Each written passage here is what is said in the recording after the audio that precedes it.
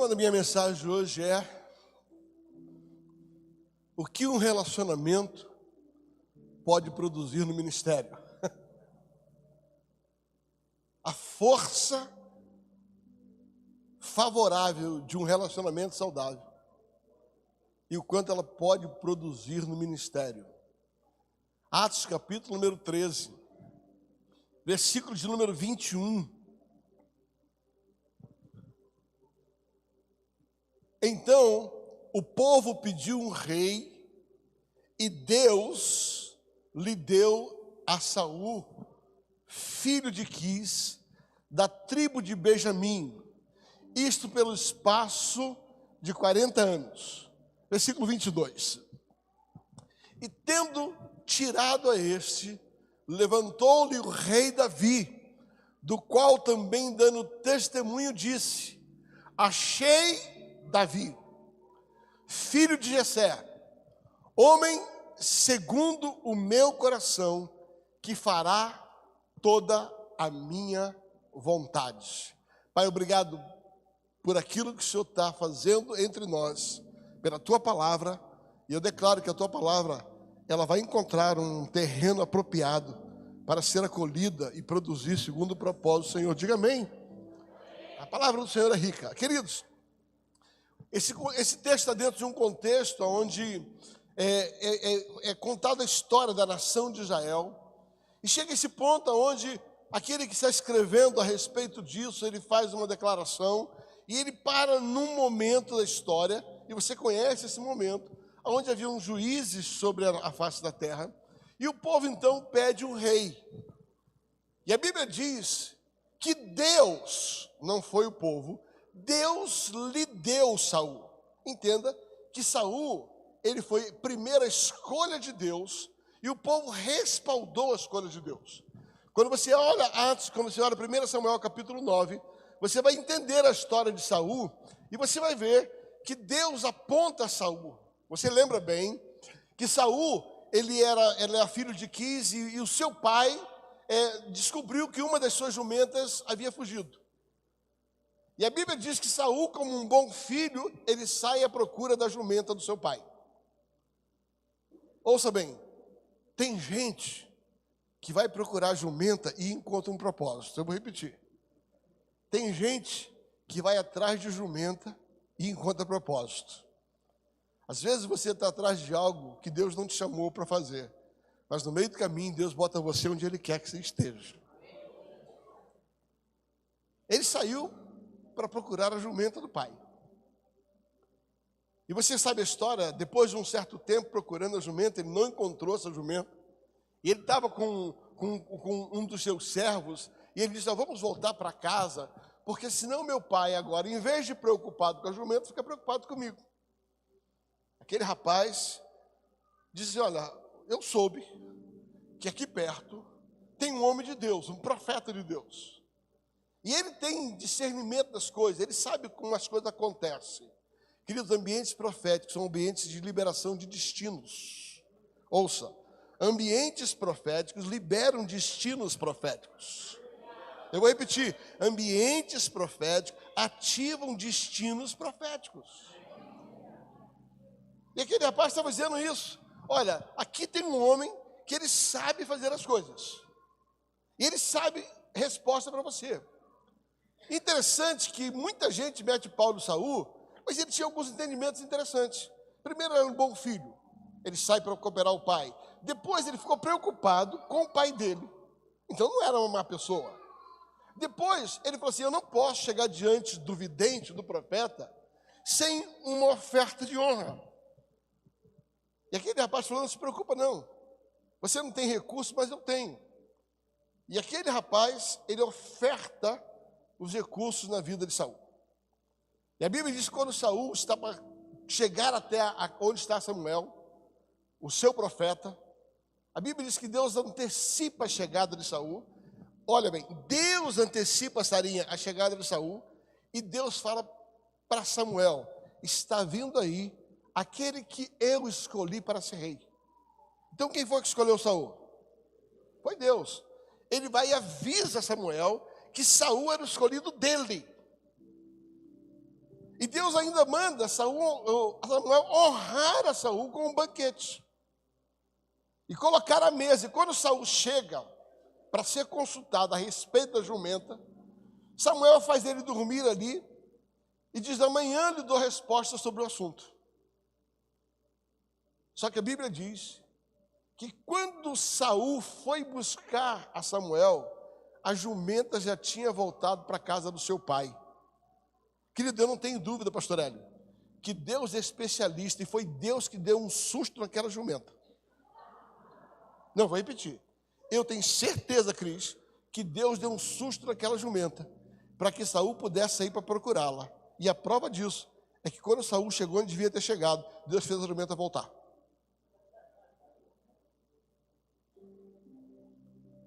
Deus usa até a jumenta para botar a gente no propósito.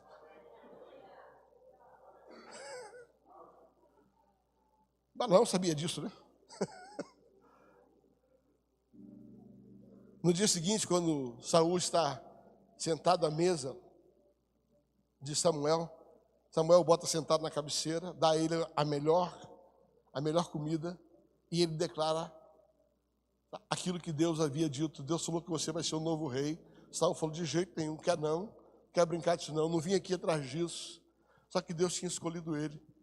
E para que ele não tivesse dúvida, Deus falou assim: eu vou te dar 3 sinais proféticos. Querido, Deus escolheu, Deus declarou, Deus comprovou por 3 vezes. Diga assim: Saul não foi um erro. De novo, Saul não foi um erro. Saul foi uma escolha de Deus. Saul foi uma escolha de Deus. Deus escolheu, Deus mostrou e provou a escolha dele. Depois Deus levou ele a ser aclamado pelo povo, reconhecido pelo povo. E quando Saul foi ungido, Deus fez uma promessa. Diga assim: Deus escolhe, Deus faz uma promessa. Aí ele pegou e fez uma promessa de Saul: se você se manter firme na minha presença, se você cumprir tudo que eu tenho para você, nunca o reino se apartará da sua casa. Ele não só escolheu, como ele deu uma promessa. Ele falou: Saul, é só você andar direito. Faz aquilo que eu mandei você fazer. E você nunca vai perder. Da sua casa virá o rei, que virá outro rei, e você vai ter rei a toda a sua casa. O texto que lemos diz que e o povo pediu um rei, e Deus lhe deu Saul. Mas tendo ele sido rejeitado, queridos, o que aconteceu entre a escolha, a promessa e a rejeição? É que Saul, apesar de ter sido escolha de Deus, está debaixo de uma promessa de Deus, ele não deu a resposta que ele precisava dar para que o propósito se cumprisse. O que eu estou tentando te falar? Não adianta você ter uma promessa, não adianta você ser escolhido, se você não dá a resposta que Deus quer que você dê. Nós estamos no encontro do Remi. E temos aqui pessoas escolhidas, pastores, líderes. O problema, querido, não é ser escolhido por Deus. O problema não é ter uma promessa de Deus. O problema é dar resposta para aquilo que Deus chamou para fazer. E o que fez Saul ser rejeitado foi que Saul decidiu esquecer o que Deus queria para fazer o que ele queria. Meu Deus, preste atenção. Qual foi o problema de Saul? É que Saul decidiu fazer aquilo que ele queria e não aquilo que Deus queria. E aqui está um dos grandes problemas do ministério. É quando, de alguma forma, apesar de escolhido por Deus, apesar de uma promessa de Deus, eu não quero honrar a Deus. Eli era escolhido por Deus, mas Deus disse a Eli: eu honro aqueles que me honram, e aqueles que me rejeitam, eu também rejeitarei. Assim como Deus rejeitou Eli, porque ele decidiu dar a honra ao Senhor, Deus rejeitou a Saul, porque ele, apesar de escolhido, não deu honra ao Senhor. Pastor, onde você quer chegar? Querido, vigia. Porque ser escolhido por Deus é uma bênção, mas se manter diante de Deus, fazendo aquilo que Deus pediu, é o nosso desafio. Agora, quando você olha a vida de Saul, você vai descobrir que um dos maiores erros de Saul é que ninguém falava na vida dele. Não, você não entendeu, vou repetir. Um dos maiores erros de Saul é que ninguém falava na vida dele. Como assim? Deixa eu explicar para você. A Bíblia diz que Saul, ele ia consultar Samuel. E todas as vezes que Samuel não concordava com ele, e não fazia aquilo que ele queria, e não falava aquilo que ele queria ouvir, ouça bem, todas as vezes que o profeta não falava aquilo que Saul queria, Saul não ouvia ele. Sabe o que eu descobri, queridos? É que gente como Saul, para ele, Samuel e a feiticeira têm o mesmo valor. Ele só quer quem fala o que ele quer ouvir. Eu vou repetir. Gente como Saul, para ele não importa se é de Deus ou é do diabo. O importante é que respalde aquilo que ele quer fazer.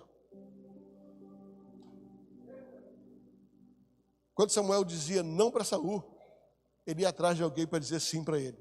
Às vezes, cuidado, porque quando Deus diz não para você, cuidado para você não procurar uma feiticeira para dizer sim para você.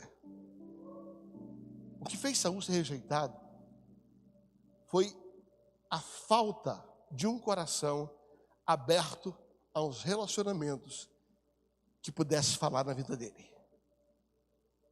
A minha pergunta é, apesar de ser escolhido, você dá ouvido a alguém? Apesar de ser uma pessoa que tem um chamado e uma promessa, quem é que fala na sua vida? E se tem alguém que fala na sua vida, você sabe receber não? Você consegue lidar com o não? E tendo escolhido a Saul, Deus deu a Saul e Deus o rejeitou. Só que o texto diz assim: mas Deus disse, achei a Davi. Presta atenção. Homem segundo o meu coração, que se dispôs a fazer a minha vontade e não a dele. O que ele está dizendo? É que Saul foi tirado porque ele quis fazer a vontade dele. E Davi foi eleito porque ele quis fazer a vontade de Deus. Não, você não entendeu. O texto está dizendo assim, o que rejeitou a Saul, o que fez Saul ser rejeitado, foi o fato de que ele não quis fazer o que Deus pediu para ele fazer. Ele quis fazer somente aquilo que ele queria fazer. E o que validou a Davi foi que Davi assentou no seu coração fazer toda a vontade de Deus. Eu quero aqui trazer algumas verdades a respeito desses princípios. Primeira verdade: Deus, quando te escolhe, não tem substituto para você. Não, ouça, deixa eu repetir. Quando Deus te escolhe, Ele não te escolhe dizendo assim, vai dar errado, já vou botar o regra 2. Já tem um reserva para ele. Deus não fala assim, ô Rogério, eu vou te escolher. Mas eu sei que você vai dar errado, então eu já vou deixar o Nazareno sobre aviso. Porque você vai dar errado, eu boto o Nazareno. Não. Se Deus pensasse assim, Ele não teria feito promessas para Saul. Quando Deus escolhe uma pessoa, Ele dá à pessoa tudo que Ele precisa para dar certo. Você vai perceber que Saul teve uma trajetória de vitória enquanto ele ouviu Deus. Mas ele se tornou substituído quando ele parou de ouvir a Deus. Então aqui vem a primeira verdade. Não adianta você começar bem se você não terminar bem. Saul começou bem, mas terminou mal. E Davi não era a segunda escolha, o reserva de Saul. Eu vou repetir. Davi não era a opção 2 de Deus. Vou provar para você. Samuel avisa Saul que ele estava andando por um caminho de morte. Saul não deu ouvido. Mais à frente, quando Samuel questiona Saul pela sua desobediência, pela sua autossuficiência. Samuel traz um decreto. Deus já escolheu alguém melhor do que você. Deus te rejeitou porque você rejeitou ele. E Deus escolheu alguém melhor do que você. A escolha de Davi foi porque Saul não deu a resposta que ele tinha que dar ao compromisso que ele tinha com Deus.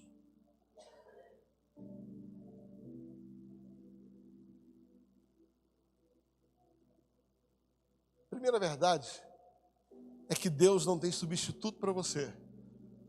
Mas eu e você precisamos assentar no nosso coração de fazer tudo aquilo que Deus nos pediu para fazer, do jeito que Deus pediu para fazer. E essa é a razão pela qual Jesus disse: se alguém quiser me seguir, negue-se a si mesmo, tome a sua cruz e siga-me. Não há ministério sem negação. Não há ministério sem cruz. Se você não gosta de ouvir, vai questionar quem falou. Não, eu vou repetir. Não existe ministério sem renúncia do eu. Não existe ministério. Ou eu me mando, ou eu escolho ser mandado. E eu descobri algo. Todo controlador também será o provedor. Se você controla a sua vida, você paga a conta. Mas se Deus controla a sua vida, Ele paga a conta. Aí você escolhe quem é mais eficiente em pagar a conta. Ou você se manda e banca a sua vida, ou você obedece e Deus banca a sua vida.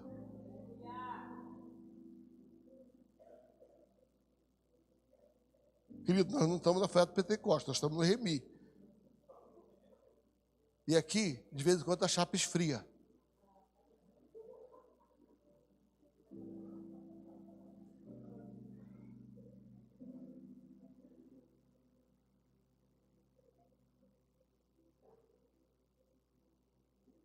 Deus não tem substituto para você. Há uma história na Bíblia que me chama muita atenção, a história de Esther. A Bíblia diz que Esther, ela era órfã, ela era uma improvável, e Deus colocou uma graça sobre ela, havia uma graça sobre a vida dela. Você pode perceber que a Bíblia diz que aonde Esther estava, ela achava graça aos olhos das pessoas. Então o que levou Esther a ser rainha não foi a sua beleza física, foi a graça que estava sobre ela.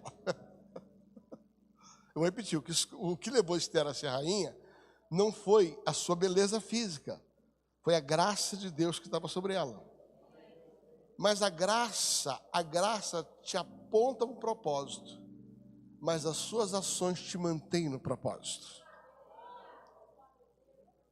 No dia que Esther foi para ser escolhida, eu gosto muito desse texto, quando Esther estava no concurso de beleza para ser escolhida, a Bíblia diz que o rei mandou que o homem que cuidava daquele harém desse um cartão de crédito ilimitado para todas as mulheres. É verdade. A Bíblia diz que Deus falou, o rei falou assim: manda essas mulheres escolherem a roupa que elas querem, ouça bem, o sapato que elas querem, o tipo de cabelo que elas querem, o perfume que elas querem. O rei liberou uma palavra e disse assim: ó, manda cada uma escolher a roupa que deseja e vai passar num concurso de beleza. E eu vou escolher uma dessas mulheres. Diga para mim, todas elas tinham liberdade e grana para se vestir como queria. A Bíblia não fala sobre as outras, mas eu acredito que uma foi lá, comprou um vestido vermelho, a toda poderosa. Botou um sapatão desse tamanho assim, ó. Botou um perfume francês de $1 bilhão, querendo impressionar o rei. Fez uns cabelos diferentes. A outra colocou um vestido apertado. Sei lá. A Bíblia diz que cada uma escolheu a roupa que queria. Mas quando chegou a vez de Esther, ela foi até o eunuco. E o eunuco era aquele que conhecia o rei. E ela perguntou: qual é a roupa que o rei gosta? Qual é o perfume que o rei gosta? Qual é o tipo de sapato que o rei gosta?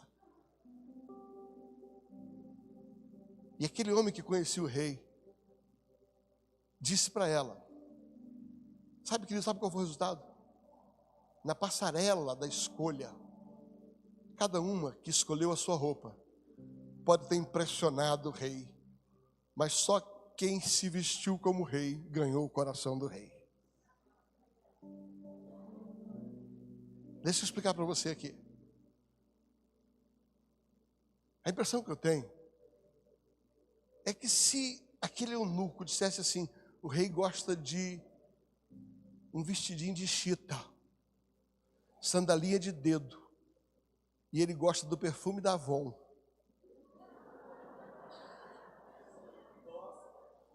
Querido, gosto não se discute, se lamenta. Onde eu quero chegar, Probel? É que ela não estava preocupada em se sentir bem para impressionar o rei. Ela estava preocupada em fazer o rei se sentir bem com as suas decisões.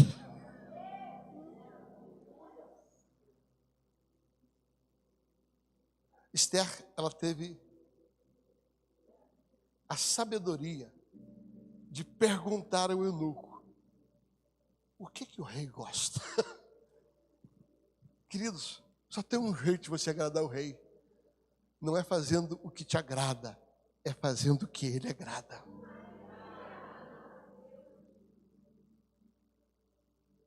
Mas essa mesma Esther, passado algum tempo depois de ter sido escolhida, porque a impressão que eu tenho é que quando Esther passou, Giovanni, o rei olhou e falou assim: uau, o vestido que eu gosto, a rasteirinha que eu gosto, o perfume que eu gosto. Estou usando a minha imaginação santificada. Esther foi escolhida porque ela achou graça diante do rei. Agora ela está lá no palácio. Tudo certo, começou bem. Foi escolhida pelo rei, queria agradar o rei, e estava tudo certo. Um dia o seu tio chegou para ela e falou assim: filha, eu acho que chegou a hora de você manifestar por que você está aí. E o tio dela estava dizendo assim: você não está aí porque é bonitinha, você está aí porque há um propósito sobre a sua vida. Esther capítulo 4, Mordecai chega para ela e diz assim: filha, está na hora de você cumprir o propósito pelo qual você chegou a esse lugar. Você não entrou nesse lugar porque você era bonita, você entrou nesse lugar porque havia um propósito sobre a sua vida. Só que essa mesma moça, ela decidiu falar assim: não, mas eu não posso, eu vou morrer. Começou a arrumar desculpa. Deixa eu falar para você: ou você dá voz a profetas da sua vida, ou você vai se ferrar. O tio dela meteu o dedo na cara dela e falou assim: filha, quem sabe não foi para um tempo como este. Ouça bem. Quem sabe não foi para um tempo como este. Ele perguntou para ela: que Deus te colocou nesse lugar. Em outras palavras, o propósito pelo qual você foi escolhida é para essa hora. Só que ele não parou aí. Ele diz assim: quem sabe não foi para um tempo como esse que você foi escolhida. Se contudo você não quiser cumprir o propósito pelo qual eu te escolhi, de outra parte Deus vai levantar alguém. Mas tu e a casa do teu pai perecerá. O que Deus estava dizendo em outras palavras é: cuidado, porque não adianta você entrar debaixo da escolha, não adianta você entrar debaixo de um chamado, se você não decidir fazer aquilo que você foi chamado para fazer e não aquilo que você quer fazer. Esther deu ouvido.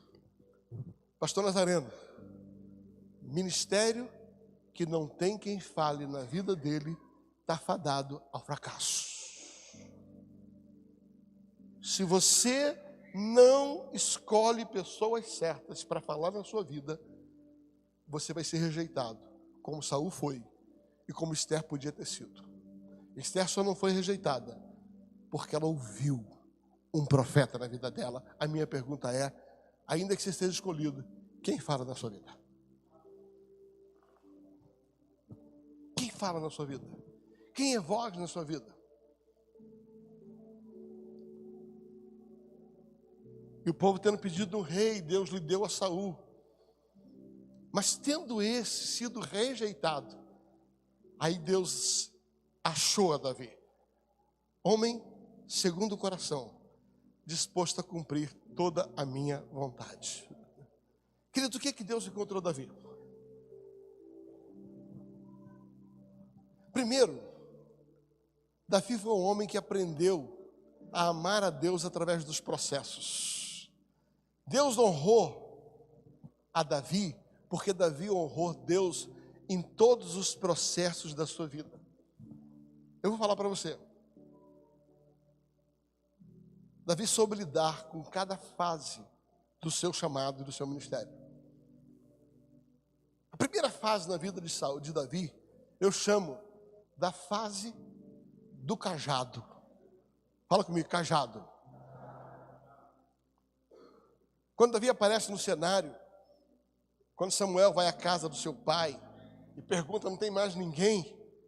Aí tem aquele que está cuidando da ovelha do seu pai. Querida, a fase do cajado é onde você cuida daquilo que não é seu, com fidelidade. Ninguém sabe o que você fez, mas você continua cuidando. Pastor Rogério, ouça bem. Você nunca vai chegar a um lugar de honra enquanto você não servir alguém. Davi servia ao seu pai, cuidava das ovelhas do pai, defendia o rebanho do pai e ninguém sabia. Um dia veio um leão para acabar com o rebanho do pai. Davi matou o leão e ninguém soube o que ele fez. Um dia veio um urso e Davi matou o urso para defender o rebanho do pai e ninguém soube o que ele fez. A primeira fase da nossa vida pela qual nós somos aprovados é quando nós nos dispomos a servir a alguém que Deus coloca sobre nós, mesmo que não haja reconhecimento, vamos continuar servindo. Quando você é fiel na fase do cajado, ouça bem, Deus te promove. E aí você sai da fase do cajado para a fase da harpa. O que é a fase da harpa? É a hora que agora as pessoas já sabem o seu nome, já sabem que você é escolhido. E quando você faz algo público, todo mundo reconhece. Segundo momento, é o momento onde a honra do que você fez no secreto, Deus traz para público, Sarinha. E deixa eu falar para vocês, o que vocês fizeram com a pastora William e Ceriza, foi o que Deus faz com vocês a partir de hoje. O que Deus está fazendo, vocês estão vivendo, Laerte, é porque vocês serviram sem que ninguém soubesse o que vocês estavam fazendo. Vocês foram aprovados na fase do cajado. Agora Deus tem colocado uma harpa na mão de vocês. E na fase da harpa, você vai fazer coisas. Todo mundo vai ver que há uma graça de Deus sobre você. Há uma graça de Deus sobre você. Davi honrou em todas as fases. Qual o problema? É que apesar de estar vivendo essa fase, ele teve que aprender a lidar com as dificuldades desse processo. Ele sai dessa fase da harpa e ele entra para uma terceira fase. E essa terceira fase eu chamo a fase da espada. Agora, fugindo de Saul, ele entra numa caverna. E agora ele precisa construir um exército. A fase da espada na vida de Saul, de Davi, é quando Davi precisa formar pessoas com o mesmo caráter que ele tem. É quando Davi começa a formar pessoas improváveis. A fase da espada é quando você forma um exército de improváveis, porque você foi o improvável. E quem foi o improvável sempre vai investir em improváveis. A terceira fase na vida dele foi quando ele formou um exército. E somente depois de passar pela fase do cajado, a fase da harpa, a fase da espada, ele pôde viver a fase da coroa.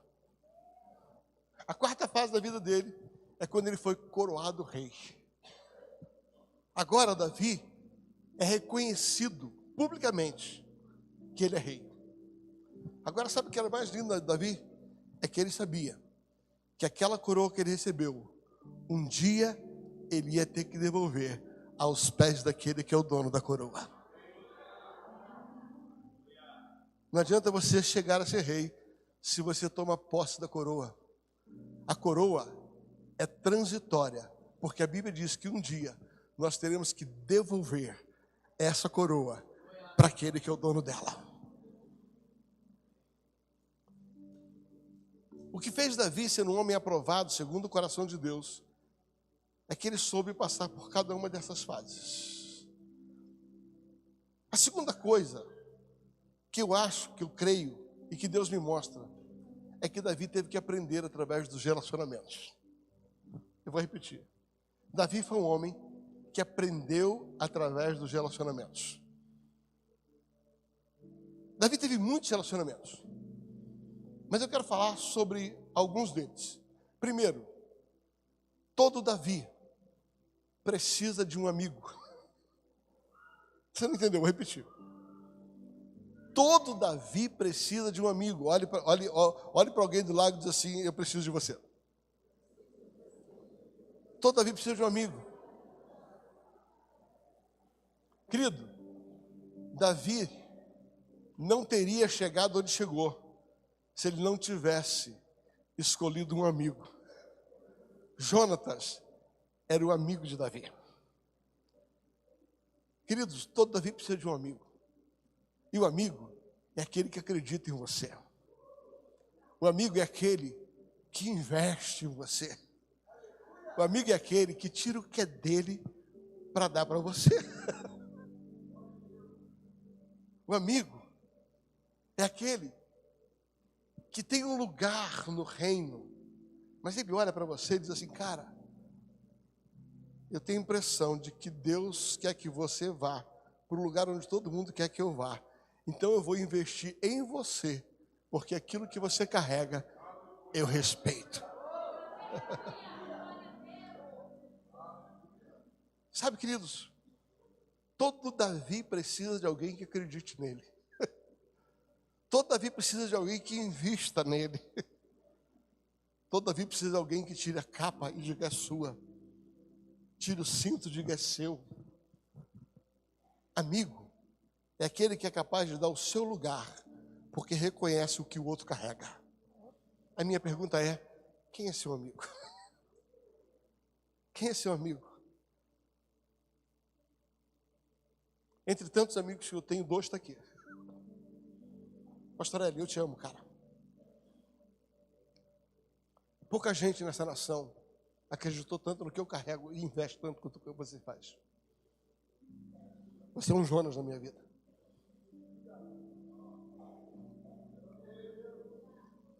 Pastor Rogério Costa, você é um amigo.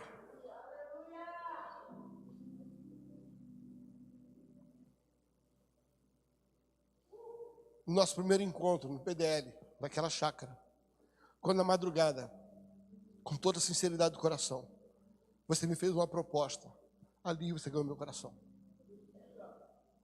Primeira vez que eu vim pregar para o grupo de líderes. Numa madrugada nós conversávamos sobre o Remi. E o apóstolo Rogério Costa falou assim: cara, eu vou acabar com o PDL. Vai virar tudo Remi. Porque você carrega aquilo que eu gostaria de fazer. E sabe por que isso não aconteceu? Porque eu não deixei. Eu falei: maluco, Maluco. E desde aquele dia, o apóstolo Rogério tem sido um parceiro, um amigo, que tem investido na minha vida. Eu tenho um filho que é meu amigo. 17 anos do meu lado. Obrigado pela tua fidelidade.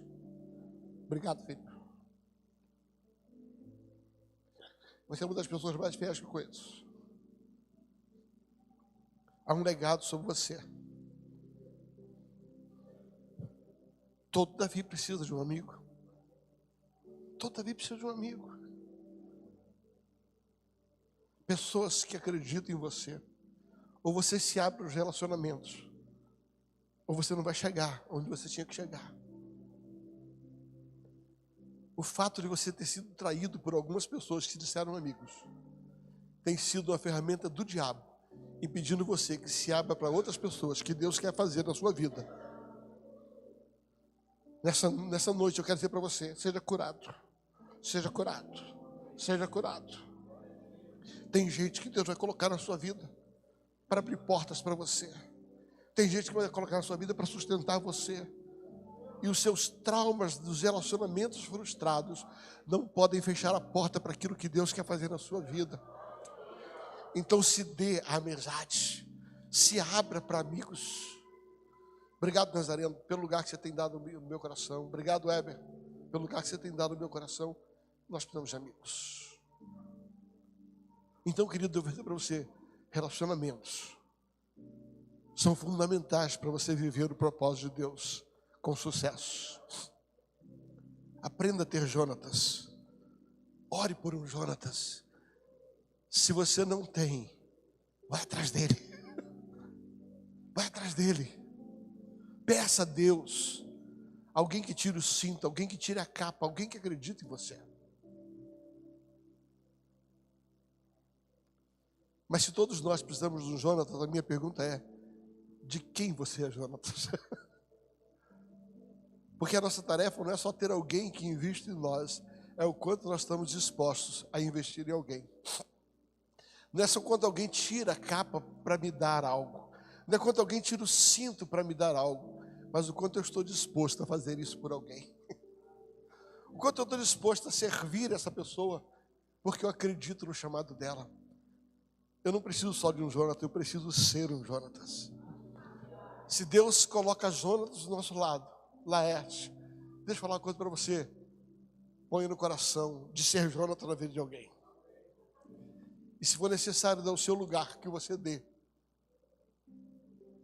Nós precisamos de amigos. Relacionamentos, eles determinam o êxito de um ministério. A dependência de Deus, claro, a vida reta. Mas eu quero falar especificamente sobre relacionamentos extraordinários. Relacionamentos extraordinários. Fala comigo, todo Davi precisa de um Jonatas. Mas todo Davi precisa de um Samuel. Se Jonatas é um amigo que reconhece o que você carrega e é capaz de dar aquilo que é dele para te colocar no propósito, Samuel é aquele que te inspira. Samuel é aquele que fala na sua vida. Samuel é aquele a quem você dá ouvido. Querido, quando você olha a vida de Davi com Samuel, você vai perceber algo. Os encontros de Davi com Samuel não foram tão frequentes. Mas todos os encontros, Nazareno, todos os encontros, cumpriu um propósito. Foi Samuel que ativou o ministério de Davi, quando ele jogou óleo.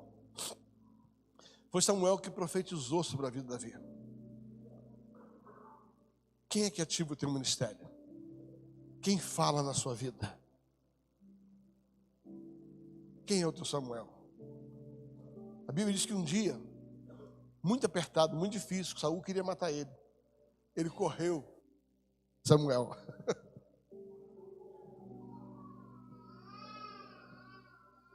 Quando você está em aperto, para onde você vai correr? Quem é que fala na sua vida? Quem é que vai te proteger? Todo Davi precisa de um Samuel. Alguém a quem você dá ouvido, alguém que fala na sua vida. Mas uma coisa eu descobri: se Deus coloca um Samuel que fala algo e te instrui, Ele também coloca um Natan, que fala o que você precisa ouvir, ainda que não seja o que você quer ouvir. O Davi que ouve Samuel, também ouve Natan. O problema é que é muito bom querer um Samuel, só que ninguém quer um Natan. Alguém que põe o dedo no teu rosto e fala: você está errado. Alguém que põe o dedo no teu rosto e fala assim: você errou. Você não devia ter feito isso. É muito bom quando você tem alguém que te protege, que te ativa, mas você tem que ter alguém que diz para você: você está no caminho errado. E ao contrário de Saul, quando Davi era corrigido, ele dizia: pequei, não sou digno, em pecado me construiu a minha mãe, tem misericórdia de mim. Sabe, queridos, nós precisamos de pessoas, referências na nossa vida. Pessoas que nos ativam, mas pessoas que nos corrigem. Fala comigo: todo Davi precisa de um Samuel. A minha pergunta é: quem é o Samuel da sua vida? Quem é teu Samuel? Para quem você dá ouvido? Quem é o teu Natan que te corrige? Levanta o dedo e diz assim: Davi precisa de Jonatas. Davi precisa de Samuel. Aí diga assim: todo Davi também precisa de um Saul. Pastor, Saul? É. Quem é Saul?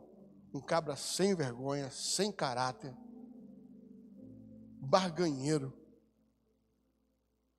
fútil, sem discernimento.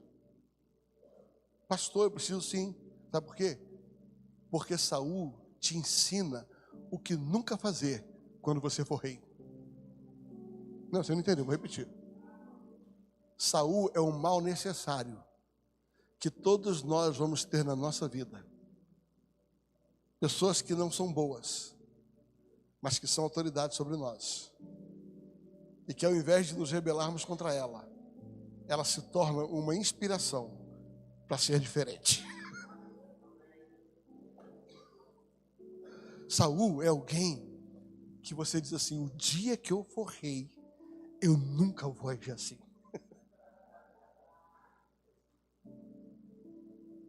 O dia que eu for rei, querido, todo mundo precisa de um Saulzinho. Saul, baixa a tua bola.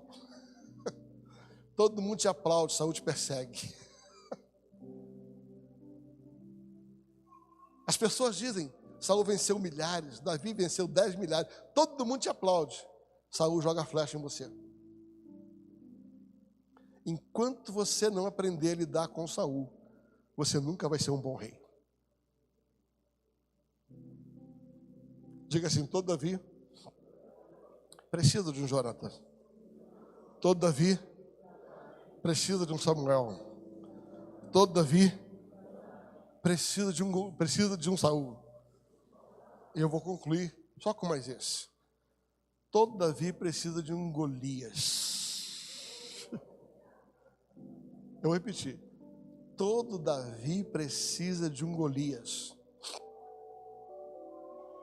Querido, quando Samuel ungiu a Davi, ele se tornou um rei de potencial. Mas quando ele venceu Golias, ele se tornou um rei de fato. Não, você não entendeu, vou repetir. Quando ele recebeu a unção, entrou nele um poder para ser rei. Mas ele só foi reconhecido como rei depois que ele venceu Golias. Pastor, quem é Golias na minha vida? Romanos capítulo 6, versículo 16. Guarda esse texto. Romanos 6, 16. Todo aquele de quem o homem é vencido, desse ele se torna servo. Eu vou repetir. Romanos 6,16 diz assim: todo aquele de quem o homem é vencido, desse ele se torna escravo. O que acontece é que tudo que te vence faz você um escravo. Você conhece a história de Golias? A Bíblia diz que todas as manhãs, e nos finais da tarde, Golias se apresentava e dizia assim: ninguém pode comigo. A nação de Israel e os guerreiros de Israel planejavam enfrentar Golias, tomavam força. E quando eles saíam para batalhar Golias, Golias se levantava e dizia assim: quem pode comigo? A Bíblia diz que todo mundo botava o rabinho entre as pernas.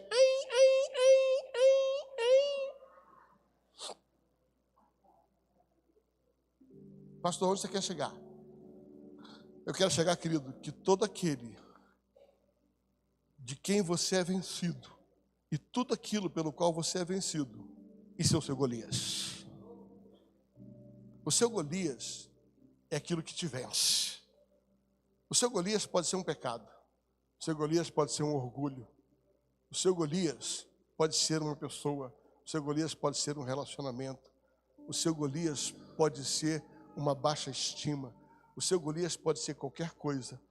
Mas tudo que te vence é um Golias.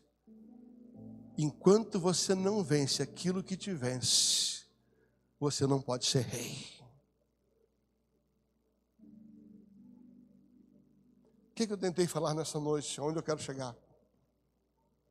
Relacionamentos, eles determinam o futuro do nosso ministério. É como ele lidou com Jonatas, é como ele lidou com Samuel, é como ele lidou com Saul, é como ele lidou com Golias, que vai determinar se eu sou um homem segundo o coração de Deus ou não. Ninguém quer Golias, ninguém quer Saul, mas são provas de que quando eu venço esses relacionamentos, eu me credibilizo para ser reconhecido como homem segundo o coração de Deus, porque me dispus a fazer toda a vontade do Senhor. Sabe, queridos, eu queria orar nessa noite. Talvez você esteja aqui e o teu grande desafio seja lidar com os processos. Talvez você está na fase do cajado, mas está triste porque ninguém reconhece o que você faz. E Deus está botando você nesse lugar e mantém você nesse lugar. Porque enquanto você não aprender a lidar com a fase do cajado, Ele não vai te entregar a harpa. Porque você só vai herdar a harpa quando você aprender a servir sem reconhecimento. Quando você aprende a usar a harpa e não se perde com reconhecimento, Deus vai te dar um exército, Deus vai te dar uma espada. Ah, pastor, eu não consigo treinar a gente, porque você ainda está na fase da harpa. Quando você aprende a formar um exército, Deus te dá uma coroa. E quando Ele te dá uma coroa, você tem que zelar por ela, porque você vai ter que devolver ela. E durante esse processo, Deus vai colocar pessoas na sua vida para te ajudar a cumprir cada etapa dessa. Escolha um Jonatas. Selecione bons Samuéis. Aprenda a lidar com Saul e vença os seus Golias. Fique em pé, por gentileza.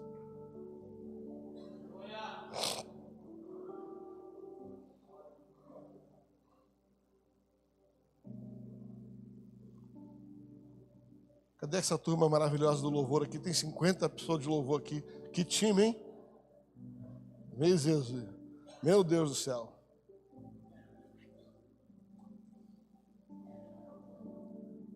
Você recebe essa palavra?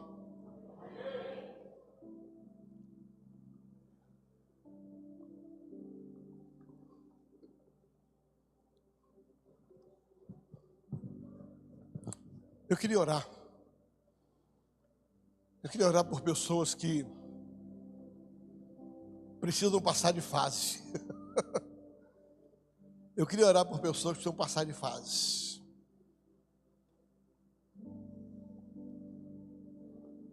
Eu queria orar por pessoas que estão em busca de Jonatas, amigos, e talvez as traições que você teve até o dia de hoje. Fecha teu coração para aqueles que vão te ajudar. Eu queria orar por pessoas que estão atrás de Samuel, referências de ativação. Eu queria orar por pessoas que precisam definitivamente lidar com os seus Saúls. Talvez você esteja aqui, esteja travado por alguém que te perseguiu. Eu quero orar por pessoas que estão lutando com alguma coisa e não conseguem vencer. Então, quando adoramos, se você está num desses estágios, vem aqui à frente, eu quero orar. Sai do seu lugar. Nós vamos ter um tempo de oração.